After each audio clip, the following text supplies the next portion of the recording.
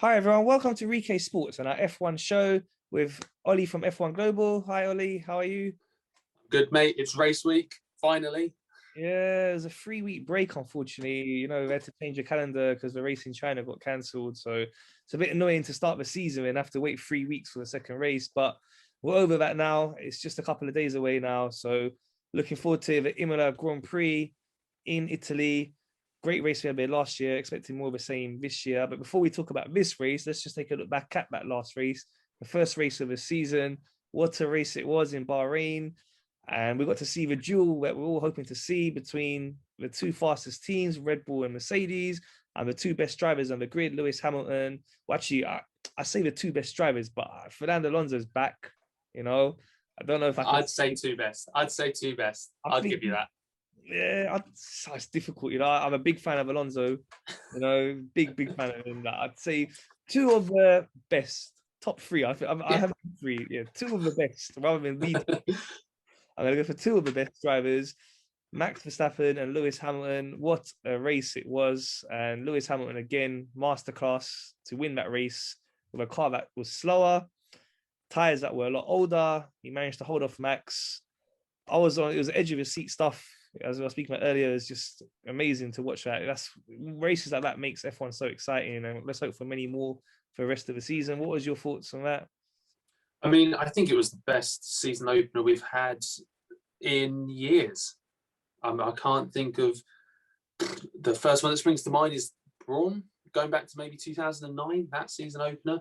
It was an unbelievable race. It kicked up a lot of questions, I think, which we'll obviously get onto. But surprised to see Verstappen lose it. I think that's the biggest thing that people take away from it. One hell of a race. Verstappen obviously should have won, he didn't. But I think out of the top three, anyone could have won it. But things could have been really different if Perez, didn't have his electrical issue. Just so many questions actually have been raised by it. But a perfect way to start the season, and it's just a shame we had this long break because maybe it brought in some new fans who didn't want to wait. So hopefully lots of fans have hung on, and we'll have another good one this weekend. Last year was brilliant race. Obviously, yeah, again, Red Bull really strong there. So will we see that again? Maybe, but who knows? Hamilton seems to always have some form of luck on his side, or he's just got that something extra where everybody needs to be perfect to beat him. So it could be another weekend of the same, maybe a Verstappen-Hamilton battle. Just got to wait and see, I guess. What's the weather report looking like as well? Because you're our weatherman, and I heard there was rain on the way.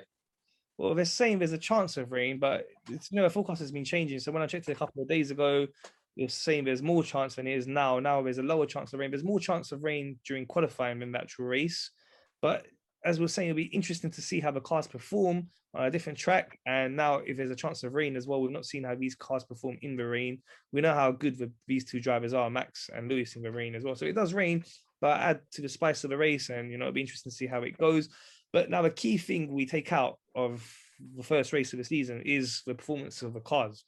And we weren't too sure when we done our last show. All we had to go on is testing. The Red Bull was looking so strong during testing, so everyone was not too sure who's going to be the fastest team. We know how strong Mercedes are. People saying, are they sandbagging? And there's a lot of questions to be answered. But when it came down to it, as we said in our previous show, then we're not going to find out until qualifying. And when it came to qualify, even before qualifying, we saw during the practice sessions, Max had an upper hand the whole way through. But even then, you're still thinking, Mercedes holding something back? They're still sandbagging a little bit. But then when it came to the qualifying, but even in the Q3, the first laps they done, it was close. Yeah, I didn't think Max got together a really good lap. But then when it came down to the final laps, they both hooked up their best laps. They said, or close to their best laps. And then we saw that big gap. It was 0.4 of a second. So Red Bull's the fastest car. Yeah, and naming up more iconic duo than Mercedes and sandbagging, let's be honest. Me and you both sort of dismissed testing, as per usual, dismissed Red Bull being like, they're saying things. But boy, they were fast. And as well, you've got to call out the AlphaTauris, talking about that whole Red Bull family. Gasly qualified P5, and in practice, I think he was third fastest in third practice, so super fast from those guys as well. So that AlphaTauri, Honda engine, whatever it is they're doing over in the Red Bull bases, something's working. So that's really, really good to see. Obviously, AlphaTauri got P4 in qualification, and with Gasly last year, and Kvyat finished P4 last year at Imola. So they'll be home for another strong result. Also got to call out Ferrari. Amazing result from McLaren Saints. I think it's going to be a really good season. I'm really excited. Like you said, though, the performance of the cars, certain cars is a bit of a concern. The high rake and the low rake concepts, it's very clear that these regulations have affected certain decisions and certain teams, such as Aston Martin. We very clearly saw some struggles from those guys, and a lot of complaining from the team principal from Otmar. But what else is he going to do? He can't change it now. So it'll be interesting to see how they all go throughout the season. If any big changes will be made, or if they'll just grit the teeth and bear it and hope that 2022 brings a Braun-like season, maybe. Yeah, so as we were talking about earlier, the high rake and the low rake concept. So as I was mentioning to you, some of the reading that I've been doing and the analysis that we've seen from some of the experts are saying that it's made a big difference. And the Mercedes and last year's Racing Point, which is now obviously the new team, Aston Martin. So they struggled. Mercedes didn't struggle compared to obviously how much Aston Martin did, but compared to how strong Mercedes normally are, they did struggle. And what we're seeing is that they're only given 2 tokens for developmental work through this season because of the COVID situation. So that's going to make a difference, because you can't really change the high rate to a low rate concept. Yeah, all of a sudden it's a massive change to the car. So they're not going to go down that road, and it's going to make a difference from what we're seeing. That's why the Aston Martin team principal, as you said, has been making a big deal of it and saying it has really hampered them. It's definitely going to have hampered Mercedes. As we saw, they're not as strong as they normally are. They're not going to be able to change that when it comes in comparison to Red Bull. So they're going to have to try and improve their car in other areas, but with not so much developmental work allowed, not much testing, it's going to be difficult for them. And, we're saying that, are they going to be able to close that 4/10 gap? That was at that track at Bahrain. We don't know what it's going to be like at other tracks. From what I was hearing from Mercedes themselves, they're saying that there's definitely a performance advantage for the Red Bull in the fast corners, in most corners, but especially in the faster corners. And we're going to have a lot of them in Imola. So it's going to be interesting. What's your thoughts on that? Yeah, Mercedes do like to downplay themselves every season, but they are a well-oiled machine. That's why I think you should always have faith in them. And it's going to take a perfect season for Red Bull to beat them. I think, us saying this and the analysis guys saying, Red Bull have the better car. It's all well and good, but we know what Mercedes can do. And, you're 100% correct. Teams will be looking at the money, and it's not as easy to change concepts, high rate to low rate, or vice versa. But also teams will be looking at next season and the massive change that's going to be happening then. A lot of teams will be wondering, is it actually worth it? And so I wouldn't be surprised if we maybe saw Aston Martin go, okay, we'll do what we can with this season. We know the teams we can beat. That will get us maybe P5 in the championship. Obviously they want P3. That's where Aston want to be. But, we can get P5 in the championship, save money, and just focus on next season when it's a clean slate. So I imagine we'll maybe see a lot of that and hear a lot of that as the season goes on. like teams going, Haas are already doing it. They've already abandoned their project for this season. They're already focusing on next year. But I imagine we'll see more teams joining that philosophy of thinking of just going, do you know what? It's not worth our time. Red Bull and Mercedes are so far ahead. No one's going to challenge them. Let's look at next season. So yeah, it all comes down to money, obviously. But yeah, we'll have to wait and see. On another note, I think, looking at what could happen this season with drivers and, finishing positions as well, it could be that drivers maybe do pressure the teams to push more with that. So going completely against maybe the team philosophy, think of Sebastian Vettel, really struggled this weekend. He'll want every bit of performance out of that car. So will he go, no, you need to develop, you need to push more. So it makes him look better. That could be a possibility. Obviously, other drivers may do the same, just singling out Vettel after his performance this weekend. But it'll be interesting to see how teams and drivers play it off, because there's very clear difference between the different concepts, and we've just got to wait and see. We haven't had a ultra low downforce track yet. We've had speed track, and Imola is kind of a speed track as well. I would say it's a tight track, but yeah, we've just got to wait and see. And till we get to, I can't think of a track. Maybe a place like Monaco. Find out what the teams are like there. Yeah, so that's what we're saying. Like, Mercedes as well, talking about Red Bull seems to be faster at the faster corners. How will they go in the slower tracks, Monaco, Hungary, these sort of circuits? So yeah, there's a lot to still be seen, and it's gonna be interesting to see how that all plays out. So now we've had the chance, like I say, to see all the teams and see how they got on in that first race. We just want to do a little breakdown team by team now. So go with Mercedes. I'm talking about the championship now, the drivers and the constructors. How do you see them faring? Drivers, I'm going to put Hamilton P1 because, it's Hamilton, and Mercedes, I'm going to stick with P2. I do think Red Bull are going to overtake him. I said to you before we started, I'm not going to take two, and he goes at Bottas, but I'm already going back on that. Why not? But it is the Bottas factor. I think when I compare him to Perez, if you were to have a straight shootout, I would probably take Perez. You can't, you look at this weekend, it was a poor qualifying performance from Sergio, but to get that from pit lane to P5 is unbelievable.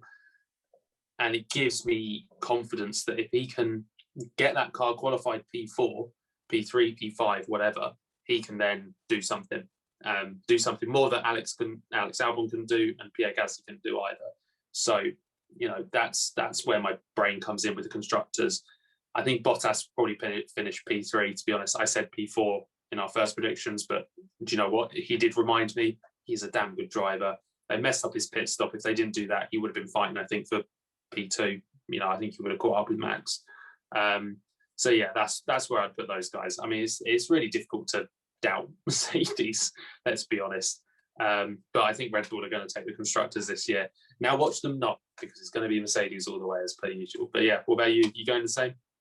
So I know I'm going, from what I've seen, I think that it's going to be very hard for Mercedes this time to catch Red Bull. That I saw a big gap there in that qualifying.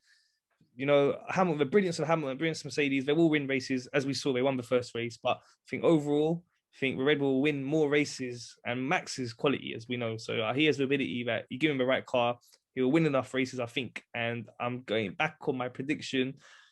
I know it's a lot from just seeing the first race, but to see a 0.4 of a second gap in that qualifying, and I still think that Red Bull have got more to come. I know Mercedes have more to come, but I just think they've got more to come, Red Bull, and they've got the right concept of car for the regulations this season. And Honda as well have done an amazing job. There's something else that I was reading about is that it was shown during the first race that the Honda's got more grunt for longer. So they might not have the faster engine overall, like it might be quite close, they're saying, but when it comes to which engine can go at a fast speed for longer, the Honda's showing a clear advantage there. So that's a big step Honda have made, and really respect to them for that. They struggled in the early years. Remember Alonso? DB2 engine. Good, it's much slower than before. Poor old Honda. It's a shame they're putting out. We've said this before, but yeah, that engine is the big step, and that's very weird to say that the Mercedes engine might be the second best on the grid. Have Honda made that big of a jump? Maybe, but it's terrifying to think that Max with a really good engine behind him for once. Jeez, he might end up launching it into hyperspace. You never know. Yeah, no, definitely. So I think that's going to make a big difference, like I say. But now their biggest struggle was the engine. We knew their car has always been a strong car. The designs of their cars have always been good, but the Renault engine wasn't doing well for them. Last year, the Honda wasn't the greatest. They were showing signs of improving, and that's what I really respect to them, because they're leaving Formula One, but they've come out with one hell of an engine for their last season, which they're going to then hand over to Red Bull to take over with the developing of that engine. So really good for the future of Formula One for that's happened. And so, yeah, for me, that's going to give Red Bull the advantage now. They've got the right car concept with a low rake and the high rake situation. They've got the engine now that can match, if not be better than Mercedes engine. So Max for the championship for me, P1, Hamilton P2, Perez P3, Bottas P4, and then for the constructors, I'm going to go for Red Bull as well. So big U-turn from what I said after. That's huge. Yeah, from what I've seen, And what I've done a lot of research, as you do, we do a lot of reading, we see what different people are saying. Well, I know you're saying Mercedes like to downplay themselves a lot as well, so you've got to be a bit careful about what they're saying. But it just seems to me that Red Bull have that really strong package this year, and it is the dominant package. So for me, it's best for order for the top two teams. If we look behind them, so now let's look at the chances of McLaren. How do you think they'll fare? P3. I mean, that was a really good result this weekend. Norris got P4, Ricciardo in P7, who had floor damage as well, and obviously brand new team, first race in that car. He could have been a lot faster. Obviously if there wasn't damage. So yeah, it's going to be McLaren. I don't see Aston Martin challenging them. I don't see Ferrari. Well, I think Ferrari could challenge them actually. I'll give them that, but I think Ferrari will finish P4. But yeah, McLaren are going to lock up P3. And I think Ricciardo's going to probably get P5 in the championship. I wouldn't be surprised to see maybe like a Ricciardo, Leclerc, Norris sort of order, something like that. Those guys fighting out for, the P5, 6, 7 spots. But yeah, I think, I can't look at anyone else but McLaren. What a race, what a weekend. So yeah, it's got to be those guys. That engine seemingly has done the world of good. They've got the right concept. It's a decent team again now. It does start to feel a bit like McLaren of old, it just, things feel right finally for McLaren. So that's who I'm going with. What about you? You sticking with McLaren? Yeah, I think from what we saw there, seems like they got the best of the rest package, got two really good drivers. Ricciardo, once he settles in, we know he's such a good driver. He'll be hoping to pick up some pieces to get a couple of race wins if there's some trouble up top. And we showed him in Red Bull days that he was very capable of doing that. So, so they got the class. Both drivers are really good. So with that package, they should do really well. With Ferrari, it was surprising. We weren't too sure how they go after the troubles they had last year and pre-season. They didn't show too much, but when it came to this race, they did show they got quite a decent package, and they got two great drivers as well there as well. So young drivers, they'll be keen to push on. So I'm going to go same as you. I'm going to go for McLaren to finish third in the Constructors' Championship with Ricciardo in P5. Going to go for Norris in P6, and then Leclerc P7 and Sainz P8. Yeah, so that's for them. And then after them, it's got to be AlphaTauri for me. Yeah, it's got to be. As everyone says, the drive that Yuki Tsunoda done was amazing, and he looks to really, really the real deal. He's only going to get better. So fast. I'm sorry, he is so fast. Like, I was a bit like, when he qualified P13, I was a bit like, it's disappointing, maybe a lot of pressure. And he went backwards on the first lap, and then he just worked his way so maturely through the field. And that was the big thing, it was a mature drive. And I think that's maybe what's being overlooked. Yeah, he absolutely did amazing overtakes on Alonso. He did amazing overtakes elsewhere. But it's the fact the drive was just mature, and I think that's such an underrated attribute to have actually as a driver. We've seen plenty of young drivers come in over the years. I'm thinking one who didn't have that ability, that sort of attribute, but was really a good driver, was Pascal Wehrlein a couple of years ago now. Amazing driver, but just didn't have that maturity about him that you needed. So yeah, Yuki Tsunoda, yeah, I think him, Gasly as well, definitely those two together is a dream combination for that team. That Honda engine, yeah, AlphaTauri, definitely after those guys. Maybe if they get a couple of good results go their way like last season, they could challenge maybe for Ferrari for P5 in the championship. You never know.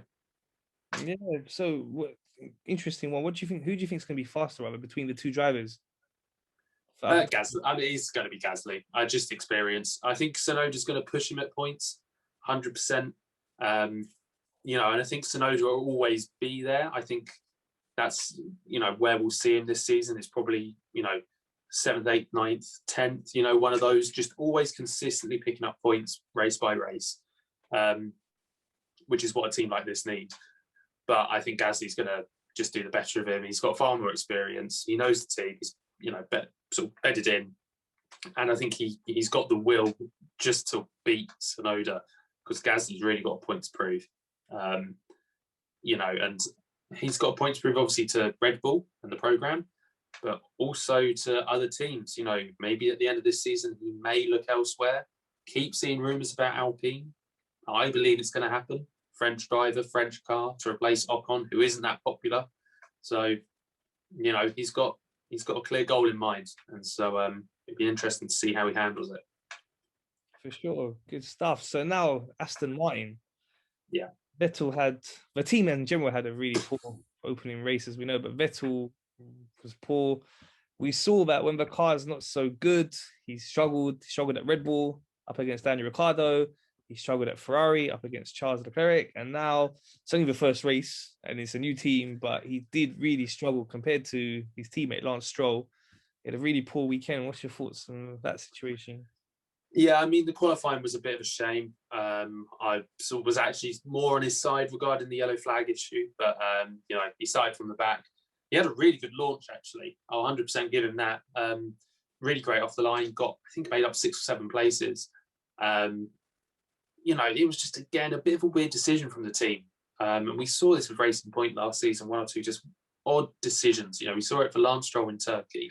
We saw it for Perez in Imola, funnily enough. It cost him a podium and it cost Lance a win at Turkey last season. But to keep him out that long on those tyres was a bit strange to me. I thought they would have done an extra stop and gone softer tyres more regularly. But ultimately that doesn't matter because he punted Ocon up the arse. So he ruined his own race and Ocon. So, you know, it was a bit of a shame. We both want Aston to do well. We sort of said, really hope they do well. I nearly picked them for a sort of a surprise package win. Definitely not going to happen. But I think they'll be challenging Alpine, AlphaTauri, you know, for that sort of post-Ferrari McLaren place, maybe, you know, P7 in the championship, P6, P7. So, yeah, bit disappointed, but solid result from Stroll. And I think, you know, he's proved himself that he is a deserving of a Formula One seat, all the people that seemingly hate him for whatever reason. But, yeah, it was a bit of, you know, did go backwards a bit, but we understand that's because of the concept with the high and low rate. But, you know, getting a single point is a huge thing, especially for a new team. So, yeah, we've just got to wait and see. I think we've just got to wait and see. I'm looking forward to next season with those guys. I think that's where they're looking. But, yeah, they're all right. I don't want to diss them too much because I'm a big fan of Aston. Yeah, Feel too harsh. It's a new team. You've got to give them some time. Unfortunately, the way the rules have worked out for them this season, they're at a bit of a disadvantage. But again, question I'm going to ask you is, do you think Vettel will finish ahead of his teammate Stroll? Yeah, I do. I think. Oh wait, do I? That's a damn good question. I would have. Yeah, I think he will. I had more confidence earlier in the season before the first race. I would have been 100% sure. I'm probably 90% sure now. But yeah, I think Vettel's he's got that old head. He knows where he's messed up. He knows he's done wrong. And I think he'll just, sort of similar to what I said about Tsunoda, I think he'll just consistently be there and just get points and points and points. You know, the car's got the Mercedes engine in it, which will make a huge difference, obviously. So he'll be there or thereabouts. So yeah, I'm confident with Vettel. Cool. So now let's take a look at Alfa Romeo. So disappointing for them as well. We know again that, you know, they're one of the slower teams. They have a great Kimi Räikkönen there, but obviously his best days are past him now. What is your thoughts there weekend? It was a bit of a shame for them this weekend, wasn't it? Because the P11 and P12, they definitely could have got a better result. Again, pit stops messed up Giovinazzi's race, which was a shame. But, I mean, you're right in sort of saying, what are they doing with Kimi now? You know, he gets some marketing for him, he gets a laugh. But it is time to move on from Kimi Räikkönen, and he's going to leave at the end of the season. And I think Giovinazzi will be gone at the end of the season as well. There's reports that Alfa Romeo Sauber, so Sauber obviously one of the groups within there, have got financial issues. So I think we may see I think we'll see a young driver, and I think we may see a driver who brings a bit of cash coming their way. Who that would be, I have no clue. But I don't see either of those guys being with the team at the end of the season. You know, Giovinazzi's all right. And if this was 10, 15 years ago, he would have been a bit more of a back market team, and it would have been fine. But there's only 10 teams. Alfa Romeo can be fast. We saw it this weekend. But he just doesn't have that final product that you sort of need. So, yeah, I don't see those two lasting, beyond this year. What do you think? Do you think we'll see Kimi or Giovinazzi next season. I agree with what you're saying. I think that Kimi in his day was a great driver, but now it's time to retire for him surely soon. Yeah. Like give us some youngster drivers a chance now. And same, like you said, with Giovinazzi, he's been quite poor. Again, as you said, it's more highlighted in the team at Alfa Romeo, a big name. Expect more from them, but disappointment for them. Who do you think is going to finish ahead between the pair? Raikkonen again. I mean, Gio may have finished ahead of him last season. I can't remember, but I think it'll be. Honestly, I don't care. I don't know. That sounds really harsh, but I don't. And it's a bit of a shame. Raikkonen. Why not Raikkonen? It sounds awful, but I don't care about that team, and it really does kind of suck because there's so few teams, and I'm interested in all of them in some capacity, but it's just Alfa Romeo. I'm just really not bothered. So hopefully we'll see something better next season, and I'll get turned around. I'll be a mega fan. Hopefully, yeah. So now let's look at Alpine. So the great Fernando Alonso returned for them, and his teammate Esteban Ocon. How did you think they got along on the first race weekend? That car was going backwards. It wasn't just me on the straights. That thing was not going forwards at all. It looked slow, and that was very worrying. They bigged themselves up for this rebrand. They bigged themselves up based on last season and the podiums that Ricciardo got. But God, when it got on the straights, that thing it was like he was driving a tank, I thought. It was really slow, which was a bit shocking to see. And a real shame as well, Alonso's race got ended by a sandwich bag, which does suck. And Ocon's race got ended by Vettel, sort of. So it's a bit of a poor weekend from those guys. But yeah, I think they'll finish ahead of Alfa Romeo in the standings overall. But, they were definitely planning on finishing P3, P4 this season. And I think they'll be down in P7, to be honest, with far fewer points than last season.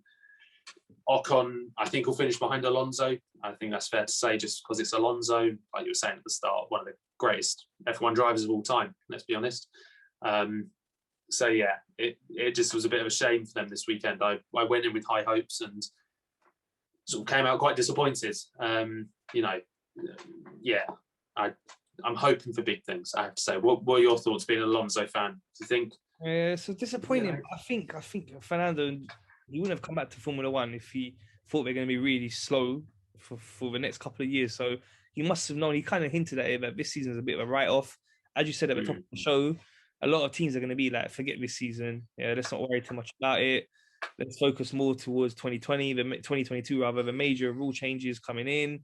And we'll just focus from now on that car, basically just going through the motions this season. For him, just getting used to driving in Formula One again, getting used to the tracks again, and then he'll hope for big things next season. And hopefully for us as fans, we get to see him up there challenging because he is such a good driver. It'd be great to see a battle with him, Max and Lewis, 3 different teams at the top. Imagine that next season. Yeah. Adding Sebastian Vettel, if Aston Martin can really pick up as well, adding Daniel Ricciardo, if McLaren can do really well as well. It'll be fascinating. Like this is a dream scenario to have so many teams at the top 5. And that's what the whole rule changes are for 2022 are meant to be about, to level the playing field a bit more, so we don't have 1 or 2 teams that are really dominant. So let's hope it plays out that way, and then it'll be really good. But as you say, for this season, as you put it, it seems like they're driving a very slow car, a tank, as you put it. And yeah, don't expect them this year. But as you said, Alonso should definitely be finishing ahead of Ocon. That's without doubt. Yeah, definitely. I mean, look at qualifying. Alonso P9, Ocon P16.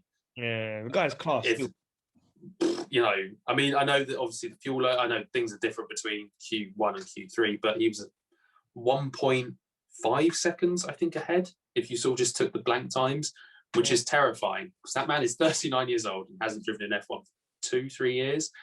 He just blitzed it. So yeah, I expect big things from Alonso. I just want them, like you said, to give him the firepower to do it. But I just think it's going to be a rough season. But he's a different Alonso, I think, mentally compared to what he was like at McLaren. I think he's far more relaxed, which is a good thing for the team because otherwise we'll just have another awkward situation. So yeah, we'll have to wait and see, I guess. For sure. So next we move on to Williams. How did you think they went first weekend? The drivers George Russell and Nicholas Latifi. I wrote 2 notes for Williams. One said George Russell Q2, nice. Again, getting him to Q2, it seems like a regular thing for Russell. Latifi got P17. I do still rate Latifi. I think he's decent, and I think he brings a lot of money to Williams, and that's what matters to them. The other thing I wrote is I don't remember seeing them at all in the race, and I don't know if you can tell me if the camera was on them at all, but they had a bit of a nothing race, didn't they? Like, I think they got dropped at the start, with the Haas guys, and then it was just like, cool, let's trundle about. And then Latifi apparently retired, which I didn't know about. I think he retired. I think it's more of we'll get a free gearbox change. But yeah, it was a bit disappointing, I have to admit. I was really hopeful for Williams going into this season. I think they'll finish P9. I think they'll finish ahead of Haas, because Haas are given up, and we'll get on to them in a second. But I was hoping for a little bit more, I have to admit. I was hoping for them challenging P8 and Alfa Romeo, but I know it's one race. But I think you can already tell that the paint job's going to match the season. Is going to be disappointing for me, at least. So yeah, not too impressed. What about you? I agree, and you're right in the previous show that when you were telling us that you think they're going to be better than Haas, it seems that Haas is the slowest team now. So that's a little bit of I know it's not a big deal, but it's a bit of a step up for Williams. They won't be right. Money. Yeah, so that's something for them. If we look at Haas now, as you said, like things like seems like this season they're not bothered at all, and they're miles off the pace, and it's a bit of a shame, for the young drivers there, Mick Schumacher and Nikita Mazepin, but it's still going to get experience for them driving in Formula One, and they'll hope for better things next season. What was your thoughts on them? Yeah, I mean, let's talk about Mick Schumacher first. All right, first race. I mean, that car looks really unstable. It's not fast. P19, so he beats teammate, which is the most important thing for him. He just needs, his bar is his teammate. That's all he needs to do, is just beat him. A bit like Russell and Latifi for the past couple of seasons. But, he was still half a second behind Vettel, who was in P18, and 600ths of a second off Latifi, who was in P17, which is very concerning, because that's a big gap for a team who you are challenging for ninth with. Had a spin, but sort of recovered all right. He was fine. He's marketable. He'll make them money. They'll pray that he can improve the Ferrari guys, so they can either get him to Alfa Romeo next season, and then eventually Ferrari. I personally don't see that happening. I think there'll be a lot of hype around him. I don't think he'll probably live up to the name. Very early prediction on a 20-year-old, I know, but there's a lot of pressure. I don't know if he has it like Michael did. And then Mazepin, I mean, when your F1 debut weekend has 6 spins, when the commentators are calling you Mazespin, and when you bin it 3 corners into your race debut, you've had a bad weekend. All the stuff that happened in the off season, all of that went on, that shouldn't have happened, because he's an adult, he should know better. He's not helped himself, put it that way, with this weekend. I don't like him. I'm not going to lie. I don't like him. I don't care what he does. As long as he finishes last, whatever. His dad's going to buy the team next season. I think that's a done deal. So, yeah, that's the only useful thing about him, really. But, yeah, binning it 3 corners in, I like to think I would have made it further. I don't know about you, but I would have been screaming all the way. But 3 corners is pretty poor. I mean, he just overbaked it going in when there was just no need to, really. He's been called out for his hot-headedness before. Just look it up. So many instances in the past. There was just no need. It was going into turn 3. It's just a slight kink to the right for the first straight. And he just stamps on the gas, and it was just unnecessary. But, yeah, binning it that early on is something special. So, driver of the day, Nikita Mazepin for me. So yeah, what do you think? What do you think of those guys? I mean, again, it sounds harsh, like Alfa Romeo. I don't really care, but I do care, because I like a really bad team. Like, I loved it when HRT were racing, and I supported those guys. They didn't qualify sometimes; they were so bad. So, yeah, I'm going to support a bad team, because it's important to. But yeah, what did you think? Well, so as we say, it's important for F1 to have as many teams as possible, and You know, it's a bit unfortunate we're so far off the pace. In terms of the drivers themselves, I don't know. I've not seen much of Mick apart from this one race. I've not seen him in the other formulas, you know, earlier like you have. So don't know much about how good he potentially can be. Still, as you say, he's still young. He's got a lot to live up to. We know his dad was a legend. So don't know if he'll make that big step and be driving for the likes of Ferrari and winning world titles, but hopefully he'll get a lot of experience this year, even though they're so slow, driving in F1, driving around them tracks, and then hopefully he can get a bit more speed next year and then give him a chance to show more what he can do. In terms of I don't know if we will do a better job or not, but you'd expect a lot better of an F1 driver spinning 3 times in a race like that. That's like, I don't know. I really don't know what was going on with him. Is it the car's really difficult to drive? So he was finding it hard to adapt with that. But that was poor for Mazepin, really. That was poor. And Maz's spin was called, like, that's a good one. But yeah, no, he's got to improve, definitely. Like, it's unacceptable at that level. You know, if we're talking about the elite level in motorsport, that shouldn't be happening. So he's got a lot to work on and hopefully he will improve. Okay, so now looking at this weekend's race, the Imola Grand Prix, we got to see this circuit for the first time in a long time last season. And as we said, great race. It's a really nice track. It's a high-speed track, so a lot of fast corners, and really looking forward to some great action this weekend. What are your predictions then? First of all, for qualifying, top 3? I'm going to go. Shall I be bold? Yeah, let's be bold. I'm going to put Max on pole again, just based off last season. I'm going to put Hamilton P2, and then I'm between 2 drivers. I'm going to put Gasly P3. Do you know what? I'm going to go for it. He got P4 last season. It was a mega lap. I was between him and Ricciardo, but I'm going to go Gasly P3. That car did so well last season. It's only improved since then. Why not? Watch it not happen, because it won't. Because it'll be Mercedes and Red Bull, as per usual. But I couldn't hope for it. What about you? Something more sensible? I'm going to surprise you with this one, though. So Max for pole. I think that's clear from what we've seen. 0.4 of a second. I think the massive gap. Like, you're not going to close that so quickly. So Max for pole. And because the gap between the Red Bulls and Mercedes is so much, and I think Perez didn't actually hook up the best of laps. And if he does, we know he's all right. Max will be faster, but I don't think there'll be massive gaps between the two of them.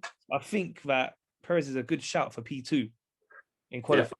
Yeah. So I'm going to go for a lockout, a Red Bull lockout, front row lockout. We've not seen that. We haven't seen that for a long time. That's the good old days for Red Bull when they had the fastest. Yeah. And we used to see it regularly with Vettel and Webber locking out the front row. Going for a repeat of that. So Red Bull lockout and then P3 Hamilton. Yeah, no, that's fair. Yeah, so that now brings us on to the race. What's your predictions for the race? You're really good shout with Perez. I forgot he raced Red Bull for a second there. I went just into Albon mode, you know. Oh, poor, I feel so bad saying that. Race, I think I'll go Max P1, Lewis P2, and then do you know what? I'm going to be bold again. I'm going to put Norris on the podium. And I know that's a bold prediction, but, you know, McLaren did all right here last year.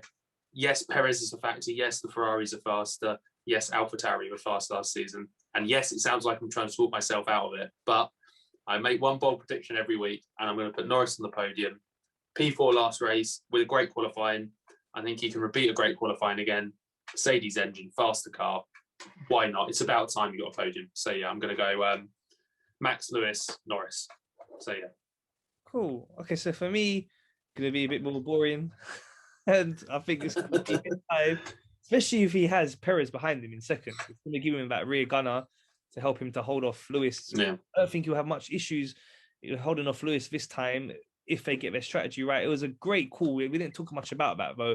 We must talk about that call from Mercedes and the strategy, because as well as Hamilton's great driving, it was that strategy call from Mercedes to pull him in early, do the early pit stop, get the track position, and then he drove brilliantly to maintain that lead as much as he could, and then to hold off Max.